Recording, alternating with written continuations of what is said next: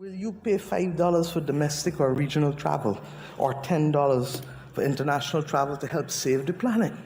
So that the people who benefit and whose children and grandchildren will benefit feel that they too are making a difference in the effort to save the world. And if you took it to pharmaceuticals and to pandemic, you would expect them to put their part. And if you took it to digital illiteracy, you would expect those companies that now have market capitalizations in the trillions of dollars to leave a little something on the table so that we can secure we're not going to make all the SDGs by 2030, but we must now prioritize to build the bridges that will unlock the rest. And that must mean fighting hunger and poverty. That must mean providing education across the world. That must mean ensuring that we have the technical capacity to unfold the benefit of renewable energy while at the same time creating the opportunities for green investment, because foreign capital alone will only make us tenants in our own land, and therefore the domestic resource mobilization and the aggregation of capital is necessary to balance the equation so our own citizens do not become tenants in their own land.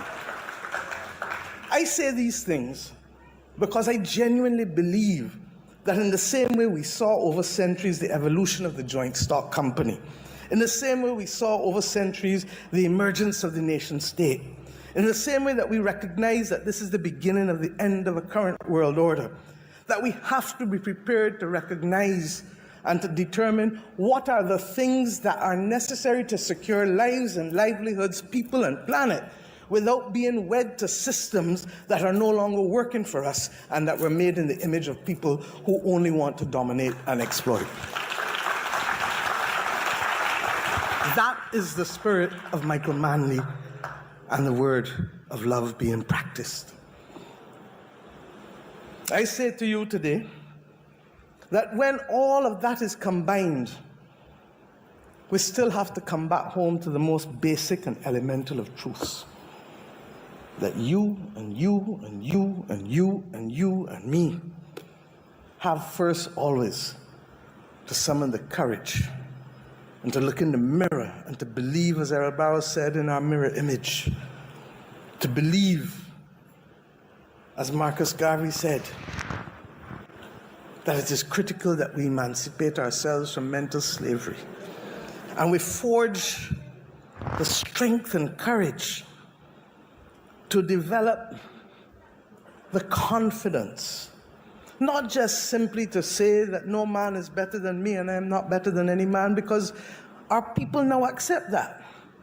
But coming with those rights now come responsibilities, because there is no right that can exist forever without a responsibility to tend to the things. A house, this building, you leave it unchecked and unattended for, and it starts to fall. You leave your body unattended for, it atrophies.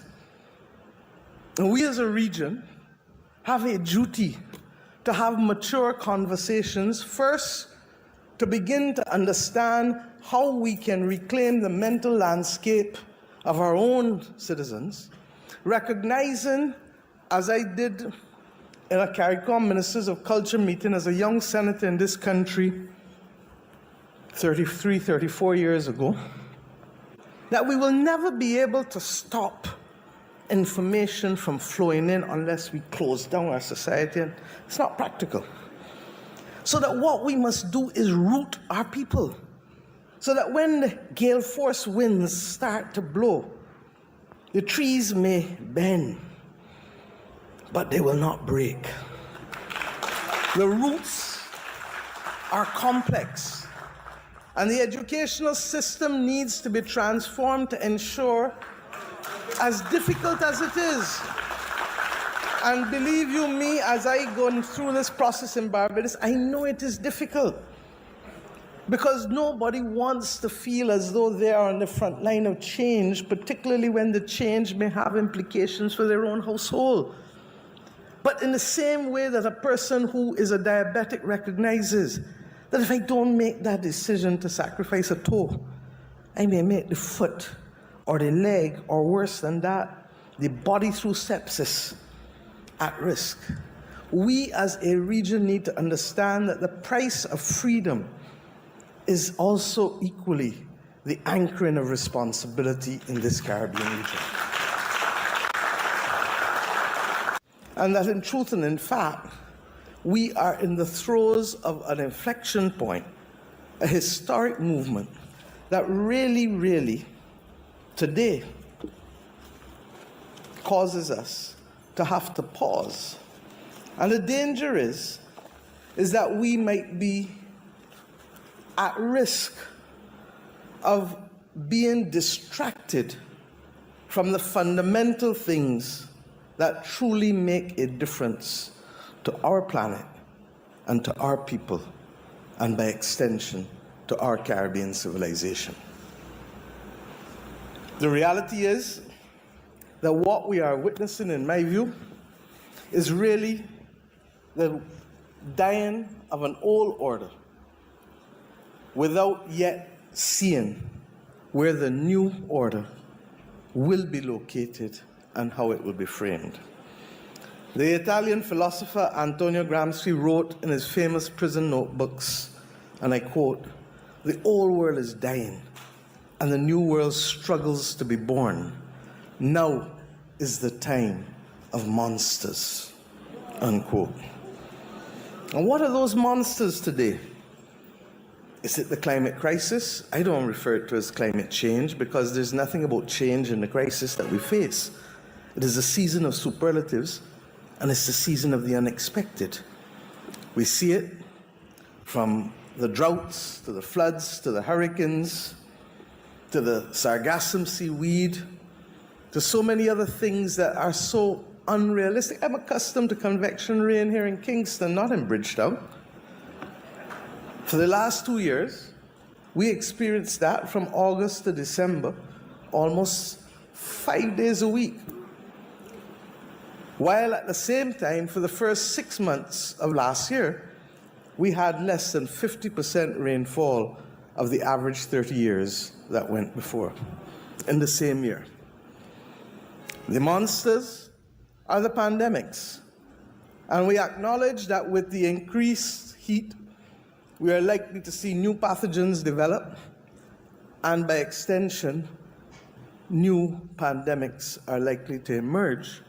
But even as we speak, separate from that, our abuse of antibiotics, antimicrobials, has led to an extraordinary level of antimicrobial resistance that now makes that responsible for the third highest number of deaths directly and indirectly in the world, and by 2050, it shall be responsible for the highest volume of deaths in the world, reversing a century of medical progress and making simple things like going to the dentist or going in the garden or having a baby risky things if you get an infection. We have seen environmental degradation generally, but in particular degradation of our soils. And there is the belief that it will considerably impact the already threatened food security that we have as a result of the impact of climate itself, but soil degradation in and of itself will make it worse. We are seeing the collapse of ecosystems and the collapse of and further loss of biodiversity, things that we were accustomed to seeing are finding themselves removed from our environment. And at the same time, globally, we have 35 million people, refugees, across the world, fleeing wars, violence, persecution, and abject poverty, right here in our own region to across the world. The world itself is a dangerous place to be. The 1st of December, France had a government, as did Syria. Today, the 10th of December, both have been gone for a few days, one by law and one by force. We are at an interesting point. We hear of the movement against incumbents more than anything else. Some of it expresses itself in right-wing populism, some of it in the UK, left of center. But in both instances, it's an anti-incumbent move, largely because much of what people have had to experience in this polycrisis moment in the last 5 years has made life difficult for most and perplexing for all. The spectacle of fake news and the inability to control a narrative to build a nation, where broadcasting used to be the order of the day and now narrowcasting and echo chambers replace it. We have more than ever to determine what does love look like in this, the third decade of the 21st century. And because time limits me, I'll just address a few matters. One, as it relates to regional integration and foreign policy. Two, as it relates to the reform of the international financial system, and by extension, our capacity to meet the global public goods that are critical for our survival on the planet as people. And finally, the utter and absolute importance as Caribbean people of the psychological reinforcement of our cultural identity to give us purpose and to give us unity and solidarity to weather these difficult times as the New World Order finds itself emerging. May not be for a few decades, maybe as soon as the next 5-10 years. And it is slow upon us when all of a sudden, as we saw in Syria, it is immediately upon us. And that is the nature of the world in which we live today, where the powers that influence and the information that is generated goes way beyond the nation state. And to that extent, on this day of International Human Rights Day, one asks yourself, what will that new world order look like? And what will truly be the power of nation states? Will small states be able to survive without deep functional cooperation and pooling? Or will they become collateral victims as the world seeks to line up behind great powers yet again? Particularly if the multilateral rules-based system that we have is not allowed to work for us.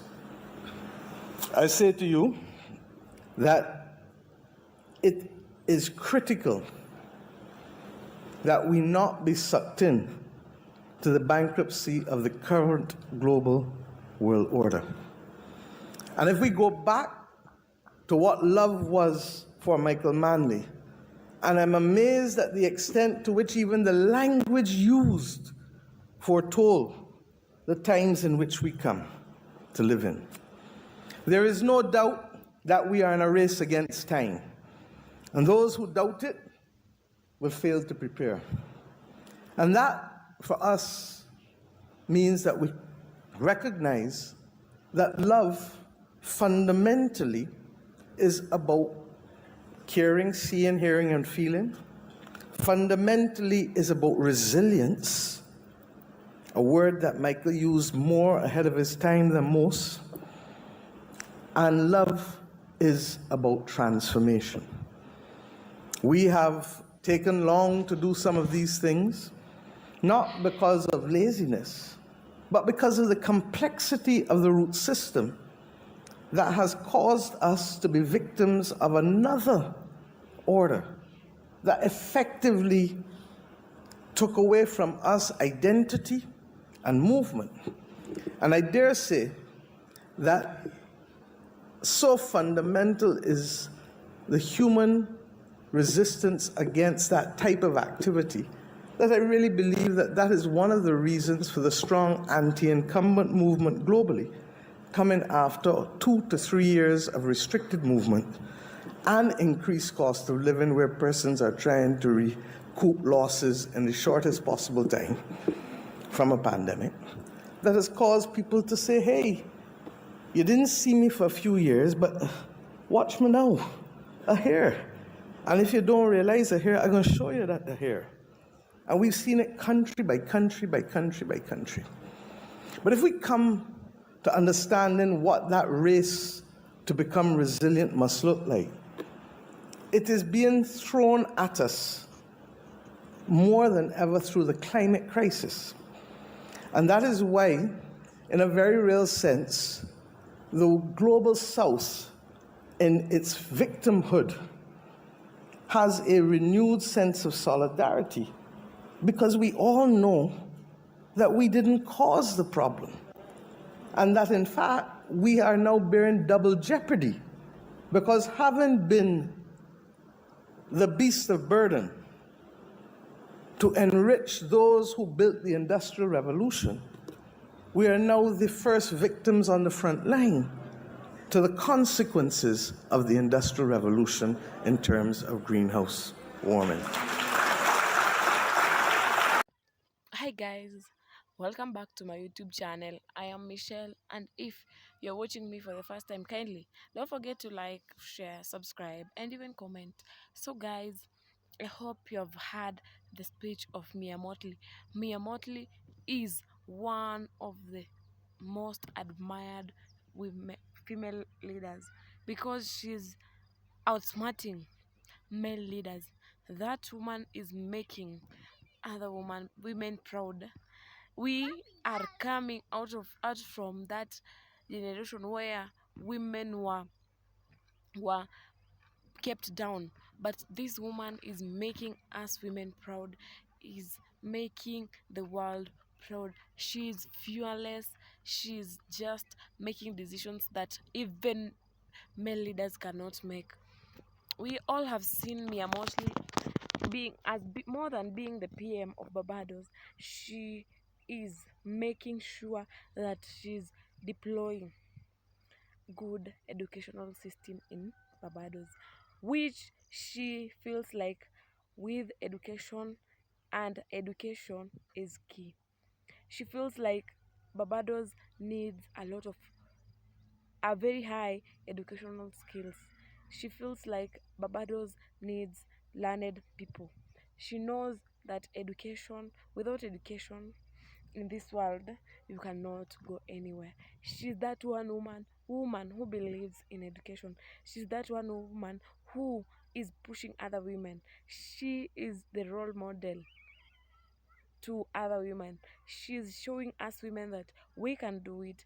If she has done it, we can also do it.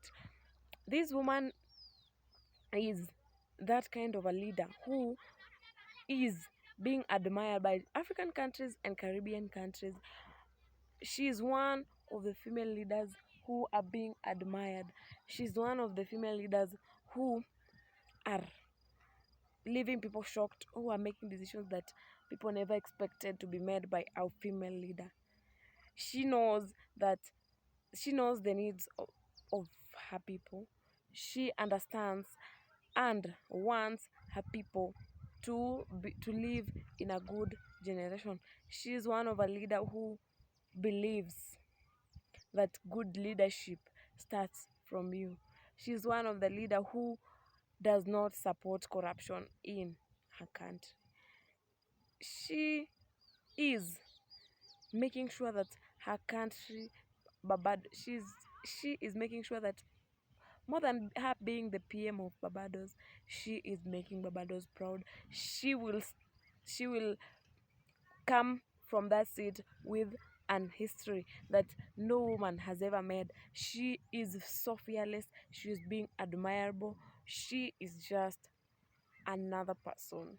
She's just another woman sitting on that seat who is ready to help serve his people, who is ready to serve her people with fairness, with everything she has. She's that kind of one of a leader who does not believe in taking taking your children to other countries to get education. She's that one leader who believes with education in her country, there will be no need of people being and going to other countries to get education. She believes that with education, a lot of things in Barbados will change, including there will be good doctors. There will be no need for people to go to other countries to get good doctors, because she provided the enough education for people to to get doctors, enough doctors. There will be lack of no doctors. Doctors will be enough in Barbados, and there will be no need of getting doctors from other countries, because she is trying to reduce the rate of employing lead, employing other learned people from other countries, yet she is thinking of how to solve it. These are the kind of leaders we need, like Mia Motley. We need a lot of Mia Motley in this world. This woman is making other women proud. She is our role model. She is our mentor. So guys, if it was for the first time coming across my video, kindly don't forget to like, share, subscribe, and even comment.